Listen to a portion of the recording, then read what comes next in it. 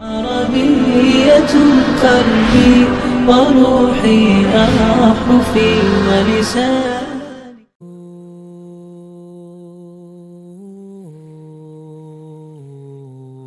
بسم اللہ الرحمن الرحیم. السلام علیکم. میرا نام ہے کریم اللہ اور آپ دیکھ رہے ہیں سنہرے الفاظ. حضرت طلحہ بن عبید اللہ الفیاض رضی اللہ تعالیٰ عنہ صحابی مشہور سخی لوگوں میں ہیں.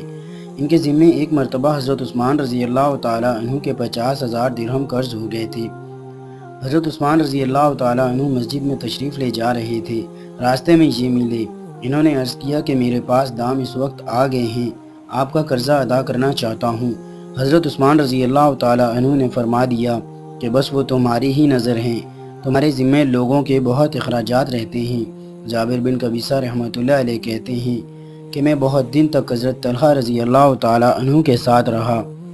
بلا طلب عطا کرنے والا میں نے ان سے زیادہ نہیں دیکھا.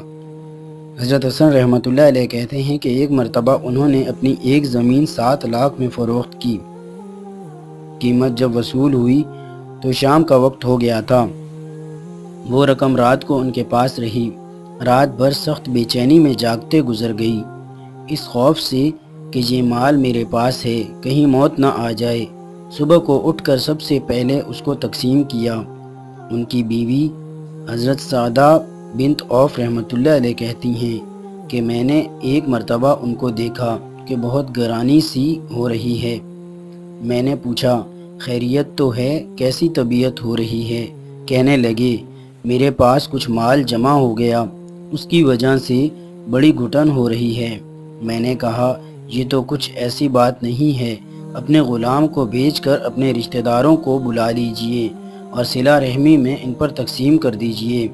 چنانچہ انہوں نے اسی وقت غلام کو بھیج کر آدمیوں کو بلایا اور اس کو تقسیم کر دیا. راوی کہتے ہیں میں نے ان کے خادم سے پوچھا یہ کتنا مال تھا؟ اس نے بتایا 4 لاکھ تھا. ان کی بیوی ایک اور واقعہ یہ بیان کرتی ہیں کہ ایک دفعہ وہ گھر میں آئے، چہرہ بہت ہی اترا ہوا، رنج کی وجہ سے سیاہی چہرے پر آ رہی تھی. میں نے پوچھا کیا بات ہے؟ کچھ میری طرف سے کوئی ناگواری کی بات پیش آئی ہو تو میں معافی کی درخواست کروں گی. کہنے لگے نہیں، تو مسلمان کے لیے بہت بہترین بیوی ہے کہ نیک کام میں مدد کرتی ہے. میں نے پوچھا پھر آخر کیا بات پیش آ گئی؟ کہنے لگے کچھ مال جمع ہو گیا، مجھے اس کی بڑی بے چینی ہو رہی ہے. میں نے کہا یہ تو کوئی ایسی بات نہیں، اسے اٹھا کر بانٹ دو، اس میں کیا ہو گیا؟ بعض مرتبہ کوئی لینے والا نہیں آتا تھا تو وہ رہ جاتا تھا. ان کی بیوی سعدہ یہ بھی کہتی ہیں کہ ایک مرتبہ انہوں نے 1 لاکھ تقسیم کیا اور اپنا یہ حال تھا کہ اس دن مسجد میں اس وجہ سے جانے میں دیر ہو گئی کہ ان کے پاس جو کپڑا تھا چادر، اس کے دونوں کنارے سینے میں مجھے دیر لگی، یعنی وہی ایک کپڑا تھا. اس کے سلنے کے انتظار میں بیٹھے رہے. دوسرا کپڑا نہ تھا جس کو پہن کر مسجد میں چلے جاتے. ایک گاؤں کے رہنے والے حضرت طلحہ رضی اللہ تعالیٰ عنہ کے پاس آئے اور اپنی قرابت کا واسطہ دے کر صلہ رحمی کے طور پر کچھ مانگا.